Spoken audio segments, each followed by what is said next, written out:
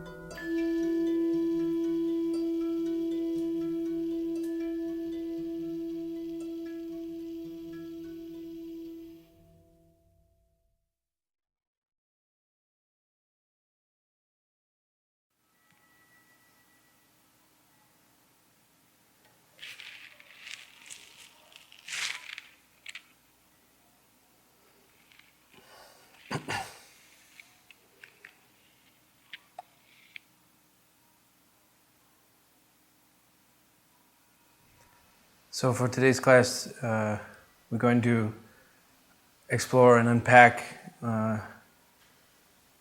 think, the fundamental aspects of what makes tea a Tao. And I think it starts with a really important affirmation, which is a Zen affirmation. How you do anything is how you do everything. How you do anything is how you do everything. So, at the end of your life, when we look at the sum total of your existence on this planet, you will have spent far more of your time here doing very ordinary things than doing that which you think defines you. So if you say, I'm a runner, and that's what defines me, I run, in the end of your life, you will still have spent more time putting on shoes and taking off shoes and cleaning forks than you will have running. So George tells me, I'm a very careful person. I do my homework very carefully. I'm a good student. I really care about being a student. And I'm so careful, I do my homework very carefully. I'm such a careful person. So then I actually go to George's house and I stay with him.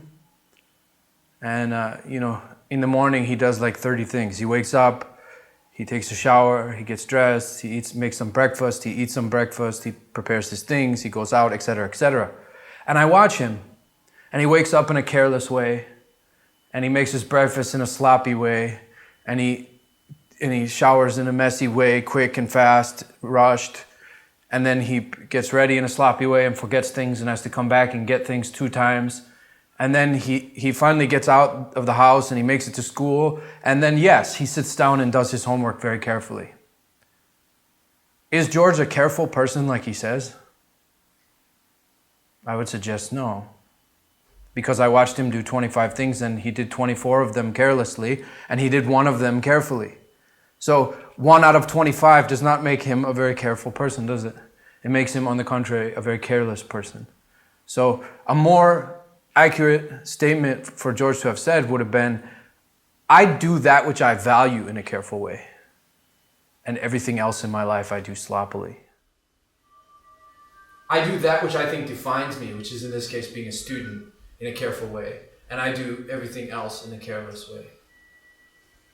Right? But actually, as a person, as a life, George is careless.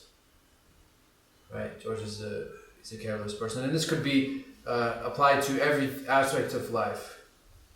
So how you do anything is how you do everything. So this applies to tea fundamentally, and this is what makes a life of tea. This is what makes tea a Tao. This is what makes tea about mastery, because mastery is not about controlling one aspect of life.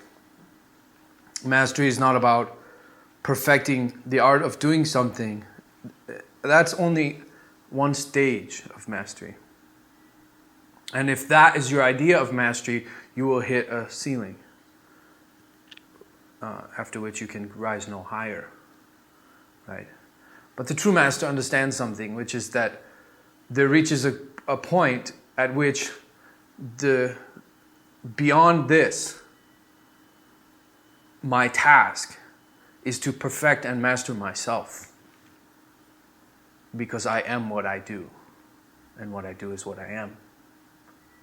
So that the master doesn't make better tea because he knows more or because he has more skill. He makes better tea because he is more. That's very important, right?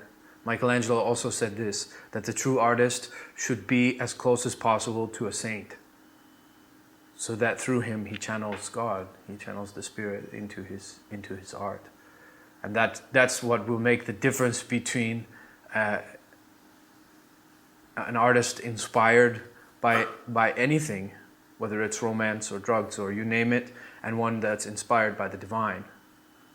That timelessness and that awe comes through, in the sense, the timelessness in the sense that no matter where you live, if there are human beings, underlined, there are human beings on this earth 5,000 years from now, whether they be in Japan or America or Africa, Beethoven will be there. I guarantee you, Beethoven will be there. Because it's not really Beethoven, is it? That those songs came out of and returned to. So mastery is about finding the place in you that meets the universe and acting from there. That's the true definition of mastery. And you realize that mastering the skills of your work is only really a very minor and beginner stage. After that, it's about self-cultivation. It's about who I am, because that influences my tea more than my ability to hold a pot, more than what kind of water I use, more than what kind of tea I use. You can do the experiment. Same tea water, same water, switch the brewer and see what happens. Very different tea. So who is doing the painting is more important than the skill, right? Artist A has incredible skill. He paints in photorealism. He has incredible artistical talent. Artist B, less talent, but tons of soul, connected, like direct plug-in to God. Who's going to make better paintings? When Van Gogh was alive, he sold not a single painting. Nobody in the world at that time understood his art. Why? Because the avoirdupois, the scale of measuring quality in art at that time was photorealism. They didn't have photographs. They painted. And he didn't have that skill. So if you measure artistic skill, painting skill as the ability to paint something that looks exactly like it does in real life or as close to that as possible, then Van Gogh was not a very good artist. And that's what people around him thought, because he didn't have the technical skills to paint. But he had the spirit. He had the soul. And when you look at his paintings, you can feel that. You can feel the sun. You can feel the sun.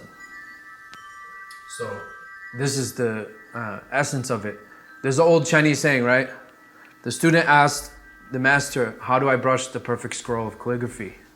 And the master answers, perfect yourself and paint naturally. So the same could be applied to, how do you prepare the perfect brew of tea? Perfect yourself and brew naturally, right? It's a perfect person that makes the perfect tea, not the perfect teaware, not the perfect water and all of those things. Those are the beginning stages. Eventually, you will reach the point where you realize, beyond here, along with my skills, I must cultivate myself.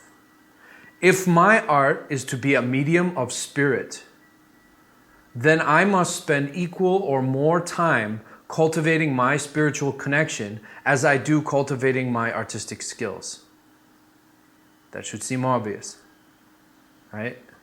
If my art is to be a medium of transcendental experience, of connection to nature, to self, to others, connection to spirit through my medium, which is tea, or your medium, which is painting, whatever it may be, if I am to be a medium of that connection, then I have to spend equal or more time cultivating that connection as I do cultivating the skills of my art.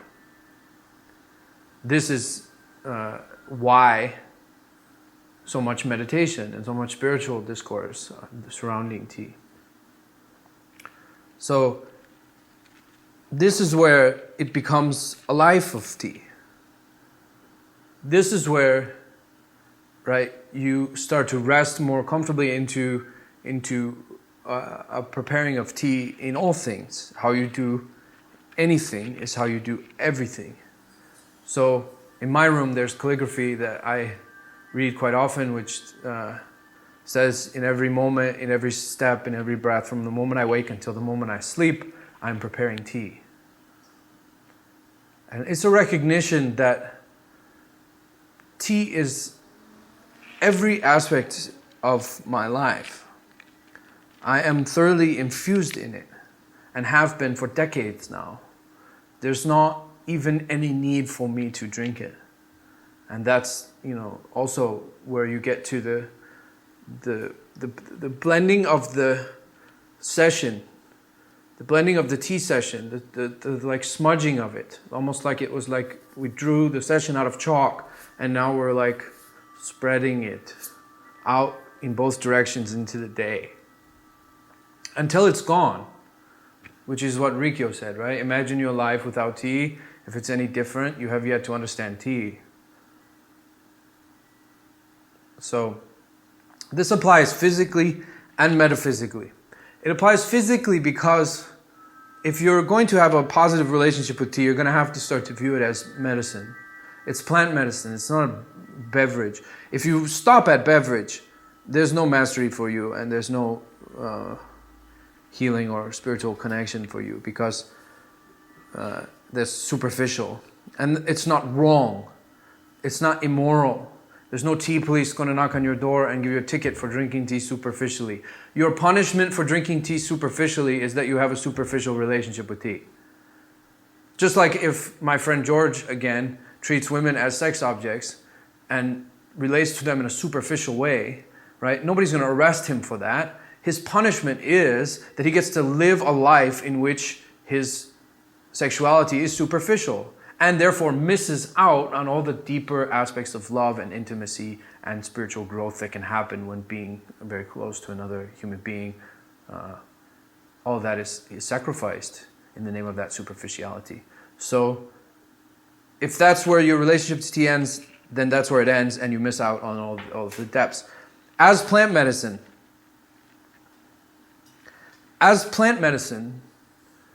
we cultivate a respect and reverence for this plant as a healing plant, as a medicine. It was a medicine for 15 or 18,000 years before it was a commodity or a culture or a beverage.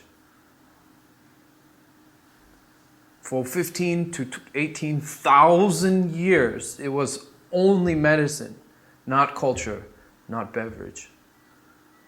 Now, I'm not of the mindset that it's either medicine or it's a beverage. I think and is much more healthy. It's a medicine and it's a beverage. I'm happy that it's a beverage. It's better for you than coffee and soda, and especially if it's grown in a sustainable way and it's organic and it's good for the earth. I wish more people to drink tea even in that way. But as a plant medicine, it demands respect. Plant medicine functions that way, right? The reason that the FDA and other scientists can't get consistent results from their studies of plant medicine is because plant medicine doesn't work in the way that their systems of analysis do. If you want chemicals and chemical reactions and quantifiable data that is consistent, you're much better off taking Western medicine because that's what it's founded on. It's founded on scientific rationale. It's founded on the scientific method. It is based on chemistry, and it's based on developing consistent results based on chemical reactions. That is Western medicine. So if that's what you want, you should obviously pursue healing through Western medicine, and it's much better at it. Whenever they do the studies of plant medicine, they can't get any consistent results. That's why every vitamin or herbal supplement in the United States on the back says, like, this is not FDA approved. This is not meant to treat any disease. In other words, we don't know what this does from a scientific perspective. And so when you go in the store and you look at 15 kinds of shampoo and one of them says now with ginkgo extract, that probably doesn't do anything because it has the same chemicals as all the other shampoos. And the ginkgo extract is really just there to satisfy some psychological thing in you.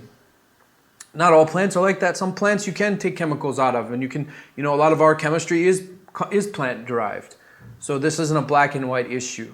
But in general, plant medicine, in any culture that has used plant medicine for tens of thousands of years, plant medicine is based on a respect and reverence for and relationship between the people and the plants.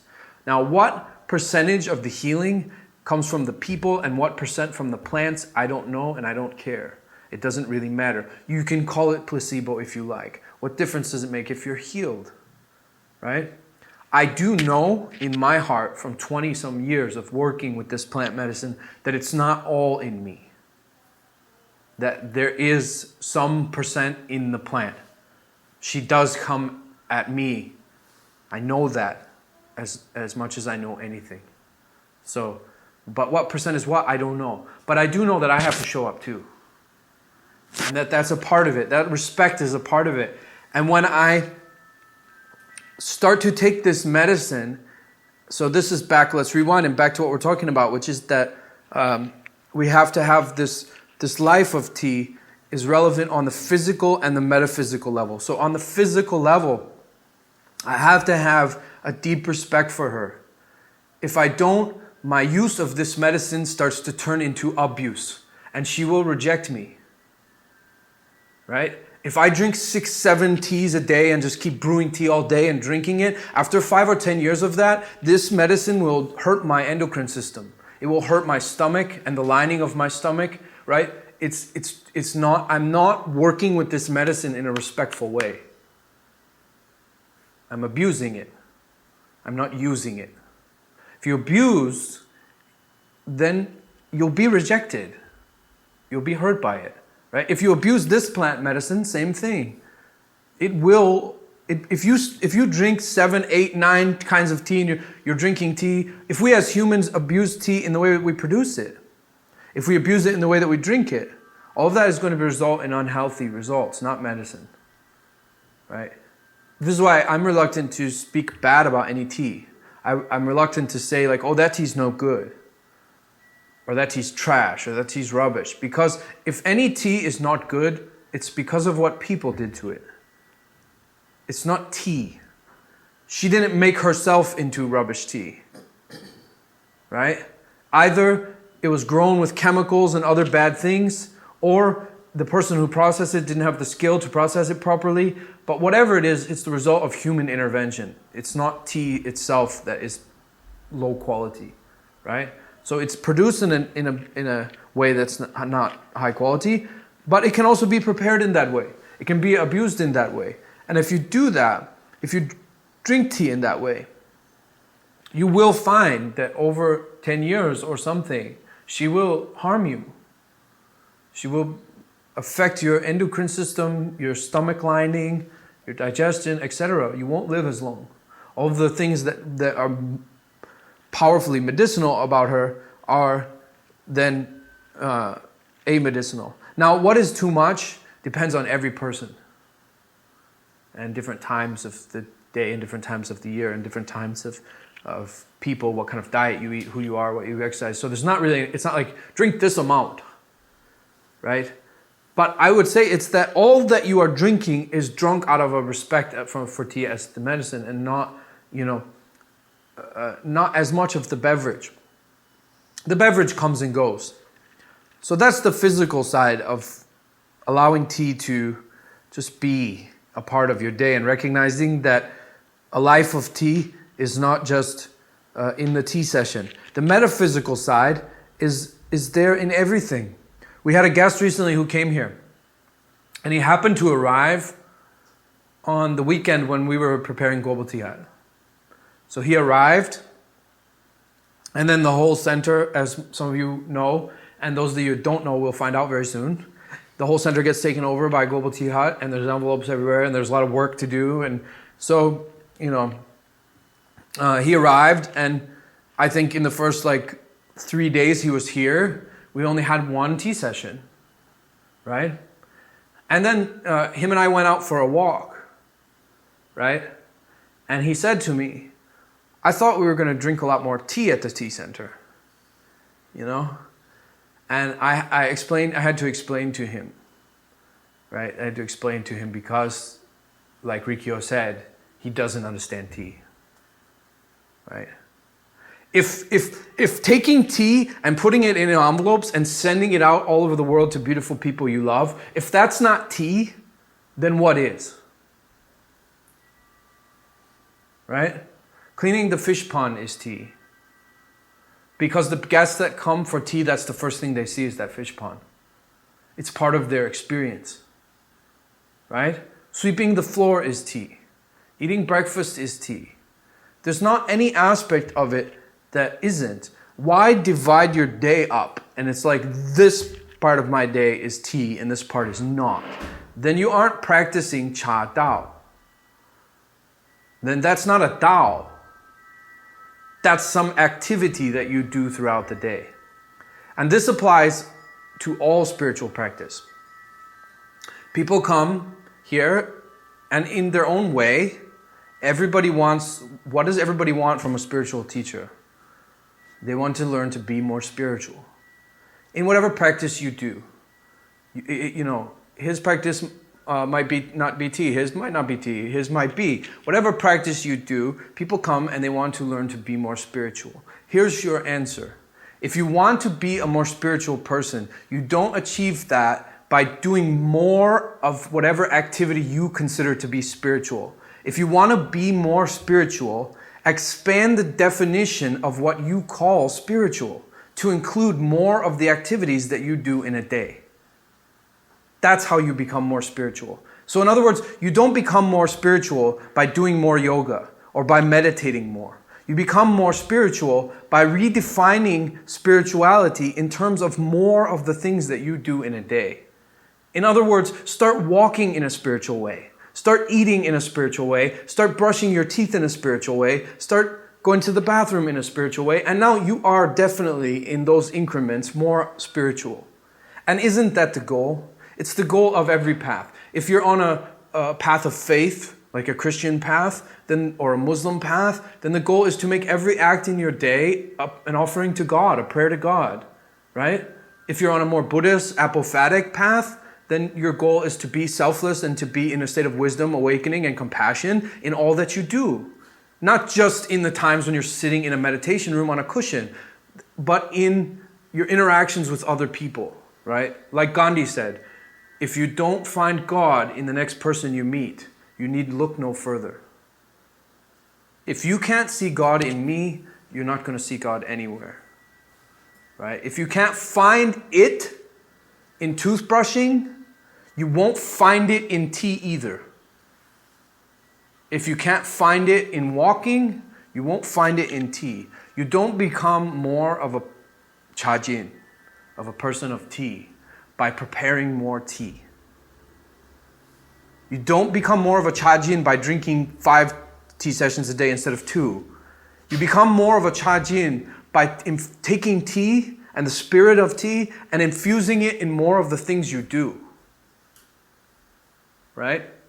So we have to achieve and find balance. We have to rest in balance. We have to be in a state of balance. When I find myself becoming dependent, abusive of my relationship to this plant medicine, I withdraw from her a little bit and get my independence. Right? Maybe if you don't live in a tea center like me, if you're at home, one way you can do that is to return to water. So drink water alone for 3 days by itself, and then start adding tea in very small increments. Right? My master always says the highest gong fu is when you are sensitive to every single leaf, because no 2 leaves are the same under heaven. So actually, it's not every tea that's different, it's every leaf. So when you can distinguish every leaf, that's the highest ideal. Obviously, nobody can reach that, but the idea is that you go like 3 days where you just brew water. Whether you use a pot or just a bowl, it doesn't matter, but you just brew water.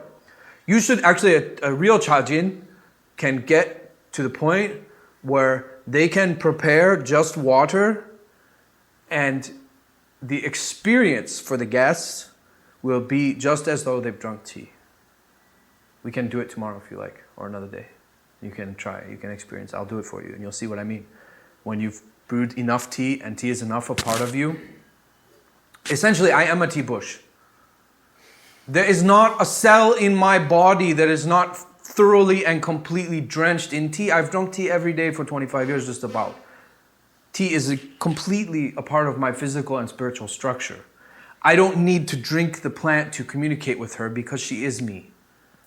Right? My first lesson in tea, my teacher said, tea is not something you can learn in a book or from a teacher or in a classroom. Tea is inside of you. You have to find it there. So you drink tea and you find her there. And that's where she is. And she's inside of you. And eventually that dialogue become so close. It's almost like lovers. When you get married and you're married for long enough, you can even go apart. I can travel to Spain and Joyce can be here in Taiwan, but we can still communicate. It's still as though she's right here because she's inside of me. Do you know what I mean? She's always inside of me. So I don't need to be in that relationship. And in that way, I can prepare water and the guests will experience as though they were drinking tea. Right? And when I say experience, I don't mean that you're going to pick up the water bowl and you're going to drink it and it's going to necessarily taste like tea. It might. That's happened too to me. My point is that at the end of the session, I just pour water into this pot and I pour water and I hand it out just like I just did. Everything the same except for there's no tea leaves in here. And at the end of the session, you feel as though you just had a tea session. Right? That's a good place to be when you get to that level. So when I find myself becoming like dependent, more in the past, I'm more balanced now, but when, especially in the beginning, my first 10 or 15 years, I would rest in that dependence kind of thing, and then I would withdraw a little bit. And so I go like 3 days, drink just water. And then after the 3 days of water or 2 days of water, then start with just one leaf of Sun Moon Lake. And then another day of just one leaf, and see if you notice the difference between leaf A and leaf B. And then maybe 2, and then 3, and then come back into tea, and come back again with respect. With respect and reverence, not dependence and abuse, not, right? Just like any relationship, if a man and a woman are codependent, they won't be healthy, will they? Right? If I need you to make me happy, and you need me to make you happy, that relationship is doomed. Right? We have to take responsibility for our own self and our own fulfillment. And then only can we relate to another in a healthy way, because then the relationship is about giving to the other, not taking from them, but giving to them. When you have two people who are giving selflessly, then you have a more meaningful exchange that results in more fulfillment and change. And the same with this. When we meet each other without any need for each other, right? That's why many tea sessions we end with water. You know, there's an old Chinese saying, which is that friendship between gentlemen is like clear spring water, it leaves no trace. That's true friendship, leaves no trace on the other, right? That they walk away unburdened and free. So in this way, then I realized that I become more of a Chajin by infusing more of my day with tea. Right? Not by preparing more tea, but by taking the spirit of tea that I've cultivated and applying it to the way that I walk, the way that I put on my shoes. Right? So I watch you put on your shoes. I know how you make tea, at least on that day.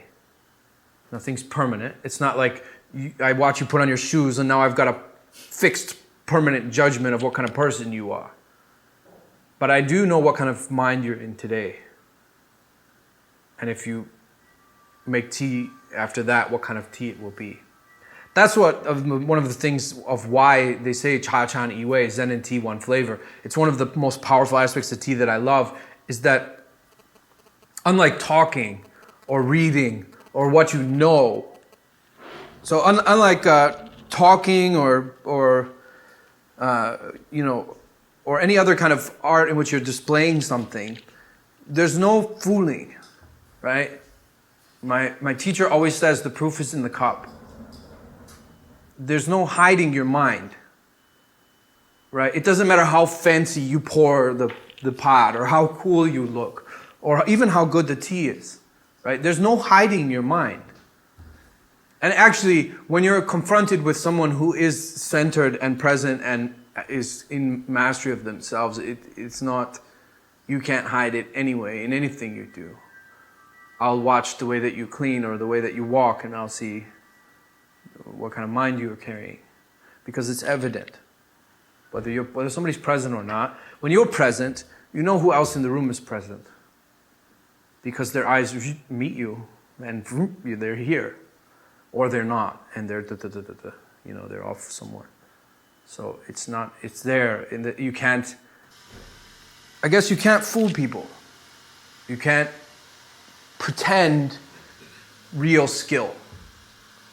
I guess a worldly analogy would be to look at athletics or something. Like, I can't talk my way into beating Nadal at tennis. Right? It doesn't matter how much I boast. Right? The actual fact of the matter is, I'm not even good enough at tennis to lose to Nadal. In other words, if I show up at the tennis court, he won't show up at the other end and beat me. He won't even come. Because I'm not good enough to summon him even. You know what I mean? And in order to do that, in order to get Nadal to come and play me in tennis, I would have to have tennis in me.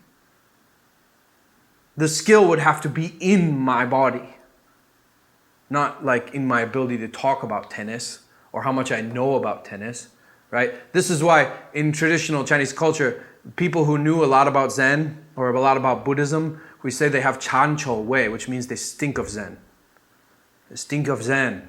You can wear Zen clothes and talk about Zen and you understand all the Zen philosophies, but it's not in your tea.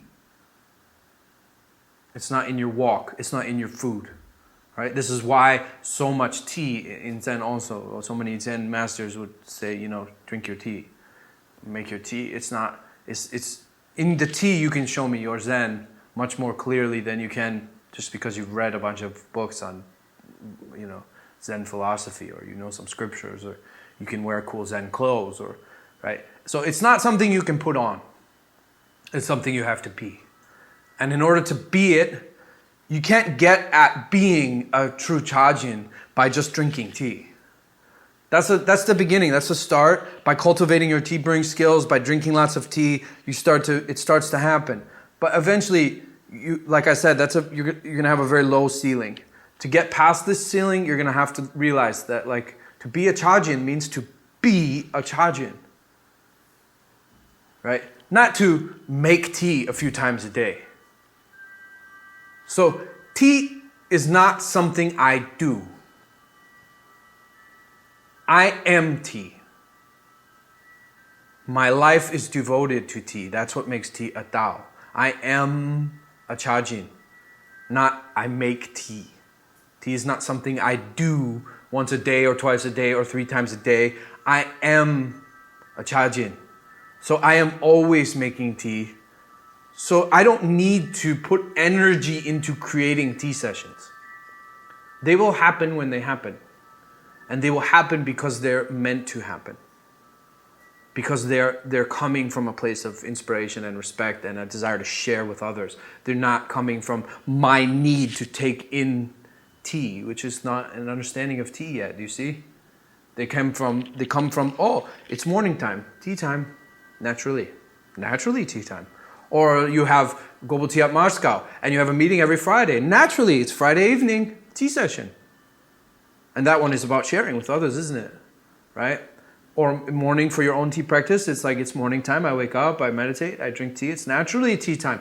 I don't have to feel like, oh, it's 2 o'clock and I haven't had tea yet. I have to go force a tea session onto the world when the ingredients aren't there. For one, right? Look, if you're a Chajin, you're going to drink tons of tea in your life. Relax. You're in a tea center. There's tons of tea all around. We'll drink plenty. What's enough? Otherwise, 1 is too much and 10,000 is not enough. Right? Nothing in life, nothing is going to teach you how to be present. Nothing you get, no experience, no money, no object, is going to teach you how to celebrate. They can be a reason to celebrate. Getting $1 million is a reason to celebrate, but it's not going to teach you how to celebrate. If you don't know how to celebrate now, having more will not teach you how. Right? If you don't know how to love, having more isn't going to teach you how to love. So, because you're looking in the opposite direction, you're looking in the wrong direction, you're looking this way, and you're trying to do this, right? When you should be trying to do this. It should go this way, right? You rest in it, and then you celebrate, because it's inside of you, tea. Or your Buddha is also inside of you, not outside. So if you're trying to take it in, right, you're going the wrong direction. You have to go here and rest in it, and then go in this direction, right? That's the way we get tea. We go here, we find it, and then we make it for others. We share it. This is a tradition not of making tea, but of serving tea, right? So it's about connecting with other people, connecting with self, connecting with nature through this. So I do that by cultivating myself and by relaxing and being in a state of tea. And so our guest, when he arrived in that first weekend, he didn't drink much tea, and then I gave these teachings to him, and he spent the next 2 weeks really working on these teachings, and I feel like he left with a really great understanding of what Cha Dao is. And by the end, for the last week he was here, he never once asked. The first week he was here, he kept asking, when are we going to drink tea? Where's the tea? I want tea. But by the last week he was here, he never asked once. And if a day went by and we did some work, like cleaning, instead of drinking tea, why isn't that cleaning tea? If cleaning a tea center is not Cha Dao, then what is? Right? If Cha Dao for you is only the act of sitting down at a table and drinking tea, or sitting on the floor and drinking tea, then what a poor Cha Dao you have. Why not have a rich Cha Dao? Right? That Cha Dao has always been more than that. You know, in Japan, Cha Dao is also a meal. After tea comes food. What are we going to do now? We're going to go cook lunch. And we're going to share a meal together. If sharing a meal with your beautiful tea brothers and sisters from around the world, if that's not Cha Dao, then what is Cha Dao? You see? And this goes for spirituality too, right? If you can cultivate awakened, wise, compassionate mind in the meditation room, and then you can't when you're driving or when you're talking to people, then your practice is poor. Because why do we call it practice? So that we can then apply it to life. It's a practice in the art of living and dying. Right? So, this is how tea becomes a Tao. This is how we live a life of tea. This is how we rest in a really positive, respectful relationship with this plant medicine. And so I don't then get into a relationship of abuse with her. I don't abuse her physically, and I don't abuse her metaphysically, but I respect her and revere her. And this even boils down to really practical things. Like, for example, if you go to some tea shops, they brew tea, they brew it only 3 times, and then they dump out the leaves. And by the time you sat there, you drank 6 teas, but each tea you only drank very briefly. And each of those teas cost the earth, cost the sun, cost the rain, cost people, energy. What a waste. So you'll find, that's another surprise that some people find, is that they come to the tea center and they find that most days we drink 1 tea, maybe 2, but we drink it for a few hours. We drink it until it's gone. We fully explore it, right? And actually, it's not even gone. We quit it. It never quits us. We could brew this tea for days. Eventually we stop, not it stops. And some days there's 2 teas, some days there's 3. It's okay, but there's never that like a few steepings and then the flavor changes and then I toss it out. Right? That's like, you change a little bit and you're not my friend anymore. So, if you're seeking something in tea, you're not going to find it. Tea is then an external substance, an attachment. It's just another hindrance, right? It has to be inside of you, and you have to instill it there. So, in this way, you can practice The understanding that how you do anything is how you do everything. And if you're a chajin, what that essentially means is I am always preparing tea. How I treat people affects the tea that I prepare. What I eat affects the tea that I prepare. How I exercise affects the tea that I prepare. What kind of clothes I wear affects the tea that I prepare. Right? So I don't have to get up from this place and go make tea to practice my tea. I don't have to go get a teapot to practice my tea. I'm practicing my tea in the way that I talk to you. I'm practicing my tea in the way that I am present and awake or not. You see? Because if I can't be present and awake now, I won't be present and awake later when it's time for me to make tea. And that present awakeness is far more important to the quality of my tea than my ability to handle a teapot. Right? Would you rather drink tea with Joe, who's very present, very awake, very wise, very compassionate, but doesn't have many tea brewing skills? Or Sam, who's very asleep and very egocentric and very worldly and very lost in his own stuff and his own cell phones and stuff, but he has a lot of skill with teapots? Obviously, everyone's answer is the same. Or maybe you'll say both. That's a deeper answer, but we'll leave that for another day. But this one is ideal. This one is what's important. My ability to be in the present moment, to have a clear, empty mind, to be just with the tea and not distracted by any of my thoughts, right? That will influence the tea that I brew way more. A meditative mind, in other words, a Buddha mind. A meditative mind will influence the tea far more than my ability to hold a teapot.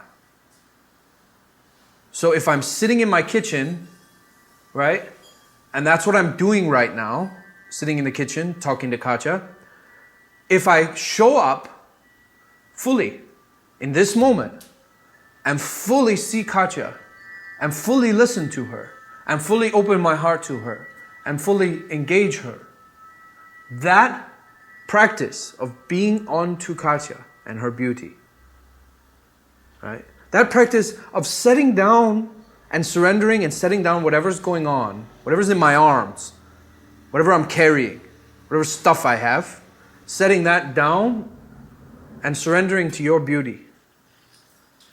That practice will influence the tea that I make later on that afternoon far more than if I ignore Katya and take out my teapot and start practicing pouring for an hour. You see? By being fully present, fully compassionate, fully meditative, by learning to set down this, to set down my stuff, set down the stuff I'm carrying in my arms, that big pile of stuff, set it down and surrender to your beauty. In doing that, I'm actually practicing something that will serve me, my happiness, my health, and the tea that I prepare, and the effect that that tea has on other people.